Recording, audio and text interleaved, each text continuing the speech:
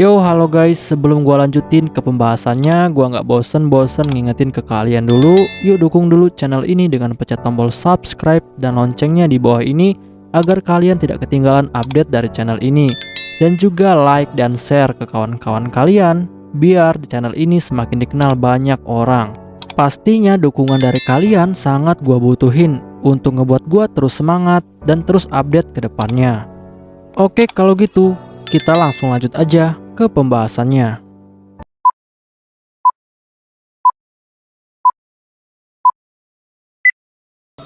Yo, halo guys, di video gua kali ini gua bakal ngebahas light novel Isekai wa Smartphone Totomoni volume ke-7 chapter ke-18. Di chapter ini bakal dibahas tentang festival pertempuran lautan pohon bagian kelima.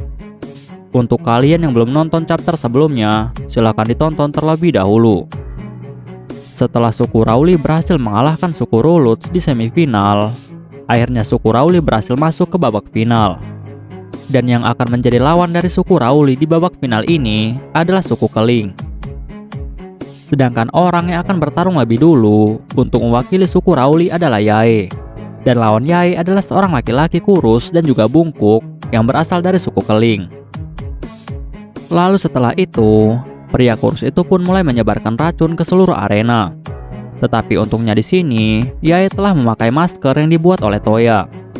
Bahkan Yae juga telah meminum obat anti racun yang telah dibuat oleh Flora, sehingga Yae bisa kebal terhadap racun. Sedangkan pria kurus itu yang telah melihat Yae kebal terhadap racun, dia pun akhirnya menjadi sangat terkejut. Lalu setelah itu Yae pun langsung mengeluarkan pedang miliknya dan mencoba untuk menyerang pria kecil itu dengan kecepatannya sangat cepat. Sedangkan pria kurus yang melihat hal itu, dia pun akhirnya menjadi sangat panik. Dan dia pun terus mencoba untuk menembak Yae dengan panah beracun miliknya. Tetapi untungnya semua panah itu dapat dihindari oleh Yae dengan sangat mudah. Bahkan Yae juga dengan sangat cepat langsung menebas perut pria itu dengan tebasannya sangat telak. Dan karena serangan itulah, pria kurus itu pun langsung pingsan seketika. Lalu setelah itu, wasit pun dengan cepat langsung mengumumkan kepada semua orang jika orang yang memenangkan pertempuran ini adalah Yae. Di sisi lainnya, pihak suku Keling yang melihat pertandingan ini, mereka pun menjadi sangat terkejut. Bahkan salah satu dari mereka yang akan menjadi musuh dari Hilde, dia pun langsung bergumam di dalam hatinya. Dia berkata, jika dia tidak menyangka jika tim suku Rauli akan kebal terhadap racun milik mereka, dan hal ini membuat mereka sangat cemas. Lalu setelah itu, yang selanjutnya akan bertarung adalah Hilde. Tetapi hampir sama dengan pertarungan Yae, ternyata Hilde juga dapat mengalahkan musuhnya dengan sangat mudah, karena dia juga sudah kebal terhadap racun dari suku Keling. Lalu selanjutnya, saat ini adalah giliran Pam untuk bertarung. Dan dengan kemampuan Pam yang sangat hebat, ditambah dengan masker dan juga pil anti racun milik Toya, Pam pun akhirnya berhasil mengalahkan musuhnya dengan pukulannya sangat telak. Dan kemenangan Pam ini ternyata adalah kemenangan ketiga dari suku Rauli terhadap suku Keling. Dan karena suku Rauli berhasil mendapatkan 3 kemenangan, maka itu artinya suku Rauli lah yang telah berhasil memenangkan festival pertempuran. Lalu setelah itu, wasit pun akhirnya mulai mengumumkan kepada semua orang jika suku yang menjadi pemenang di dalam festival pertempuran tahun ini adalah suku Rauli. Dan dengan ini suku Rauli dinyatakan sebagai penguasa dari hutan lautan pohon.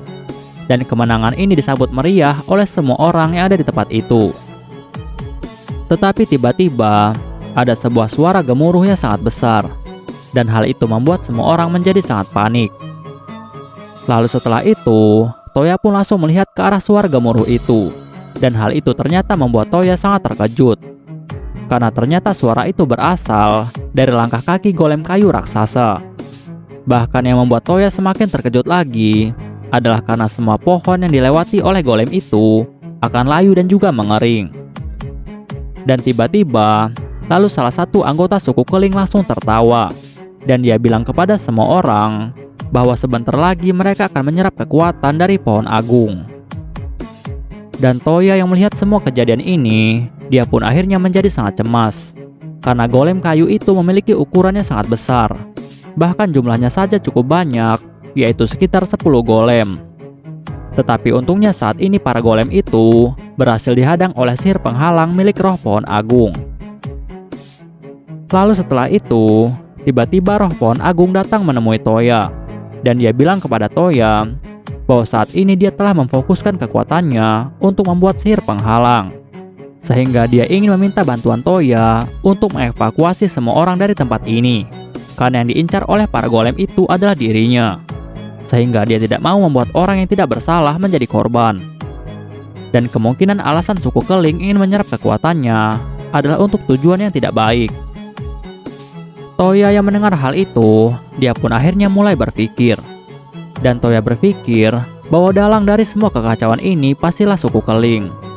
Dan menurut Toya, kemungkinan mereka ingin meracuni pohon agung dan menjadikan pohon agung menjadi sebuah golem terkuat, lalu akan mereka kendalikan untuk tujuan yang tidak baik. Lalu setelah itu, Toya pun akhirnya memutuskan jika dia tidak akan membiarkan hal ini terjadi. Dan dengan cepat Toya pun langsung menggunakan sihir terbang miliknya dan terbang menuju orang-orang dari suku Keling, lalu melumpuhkan mereka semua. Dan setelah mereka semua berhasil dilumpuhkan, Toya pun langsung bertanya kepada salah satu dari mereka, apa yang akan mereka lakukan. Dan orang itu pun langsung memberitahu Toya. Dia bilang bahwa semua golem kayu itu adalah golem kayu yang telah mereka besarkan sendiri menggunakan pohon muda. Lalu mereka juga telah menyuruh semua golem itu untuk memakan kehidupan dari pohon-pohon yang ada di sekitar mereka, agar mereka bisa menjadi lebih kuat dan juga lebih besar. Bahkan mereka juga telah melakukan banyak percobaan untuk membuat golem kayu itu menjadi golem yang bisa meracuni lingkungan sekitar mereka dengan berbagai racun yang ada, sehingga nantinya golem itu bisa mereka gunakan untuk meracuni pohon agung, sehingga mereka bisa menyerap kekuatan pohon agung dan menggunakan kekuatan itu untuk menjadi penguasa sejati dari hutan lautan pohon. Tetapi Toya yang mendengar hal itu, dia pun akhirnya menjadi sangat kesal. Dan Toya bilang kepada mereka semua bahwa mereka belum menang. Lalu setelah itu, Toya pun langsung membuka sihir gate miliknya dan mengambil salah satu frame gear Baron Knight yang telah dilengkapi dengan senjata pedang frase dan juga Fragarats. Dan Toya bilang kepada mereka jika dia pasti akan menghancurkan semua golem itu dengan senjata baru miliknya. Tetapi sebelum itu, tiba-tiba saja Toya langsung dipanggil oleh Yumina dan juga Linze. Dan mereka berdua bilang kepada Toya bahwa mereka juga ingin ikut bertarung bersama dengan Toya, karena selama ini mereka tidak melakukan apapun. Bahkan kekuatan sihir mereka saat ini masih penuh dan tidak terpakai, sehingga mereka akan mampu untuk menggunakan frame gear dan juga senjata Fragarats. Toya yang mendengar hal itu, dia pun akhirnya langsung setuju. Dan Toya pun langsung mengeluarkan dua frame gear lainnya, yang satu berwarna biru dan satunya berwarna hitam. Dan setelah semua persiapan selesai, Toya, Yumina dan juga Linze, mereka pun langsung memulai proses pengisian energi sihir ke dalam senjata Fragarats. Dan untungnya di sini semua proses berjalan dengan sangat lancar tanpa kendala apapun. Dan untuk memulai serangan mereka, Toya pun lalu memerintahkan Yumina dan juga Linze untuk mulai menyerang musuh yang ada di kiri dan juga kanan dengan kekuatan sihir mereka sebelum mereka menggunakan senjata Fragarats. Sedangkan dia akan menyerang musuh yang ada di tengah. Untuk Yumina, dia ditugaskan Toya untuk menyerang musuh yang ada di kanan. Lalu Yumina pun langsung menggunakan sihir andalannya, yaitu sihir angin. Untuk Linze, dia ditugaskan oleh Toya untuk menyerang musuh yang ada di kiri. Lalu Linze pun langsung menggunakan sihir andalannya, yaitu sihir es atau sihir jarum es. Sedangkan Toya sendiri, dia juga langsung menggunakan sihir andalannya, yaitu Shining Javelin. Dan karena serangan mereka ini, akhirnya dua golem kayu pun berhasil dihancurkan. Lalu setelah itu, Toya pun bilang kepada Yumina dan juga Linze jika dia ingin mereka berdua melakukan pengujian kepada senjata Fragarats, tetapi mereka tidak boleh berlebihan. Lalu setelah itu, Yumina dan juga Linze pun akhirnya mulai menyebar menuju ke golem kayu yang lain. Tetapi di sini Yumina adalah orang yang pertama kali mencoba senjata Fragarats. Dan dengan keyakinan yang sangat besar, Yumina pun langsung mengaktifkan senjata Fragarats. Dan tidak lama setelah itu, akhirnya muncullah 4 bilah kristal mulai mengambang di sekitar frame gear yang digunakan oleh Yumina. Dan senjata frame gear ini terlihat seperti senjata kendali, dan senjata itu mengikuti perintah dari sang pilot. Dan saat Yumina menyuruh 4 Pragarats itu untuk menyerang, keempat bilah Pragarats itu pun langsung menghantam golem kayu dengan kecepatan supersonik. Dan dalam sekejap, golem kayu yang terkena serangan Pragarats pun langsung hancur seketika. Karena senjata Pragarats dibuat untuk menekan para frase yang memiliki tubuh keras. Sehingga golem kayu yang memiliki tubuh kayu bukanlah apa-apa di hadapan senjata Pragarats. Tetapi di sini Yumina hanya mampu mengendalikan 1 Pragarats saja untuk 1 target, sehingga penggunaannya tidak efisien jika musuhnya memiliki jumlah yang banyak.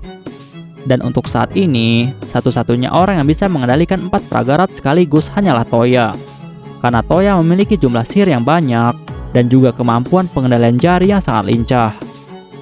Bahkan Toya sangat bersyukur jika dia pernah belajar menggunakan piano. Karena hal itulah yang membuat otaknya mampu mengendalikan setiap jarinya dengan tujuan berbeda.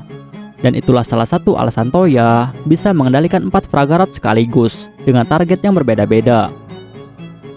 Sedangkan untuk Lindsay yang pertama kali menggunakan Pragarats, ternyata dia bisa mengendalikan 2 Pragarats sekaligus dengan target yang berbeda-beda.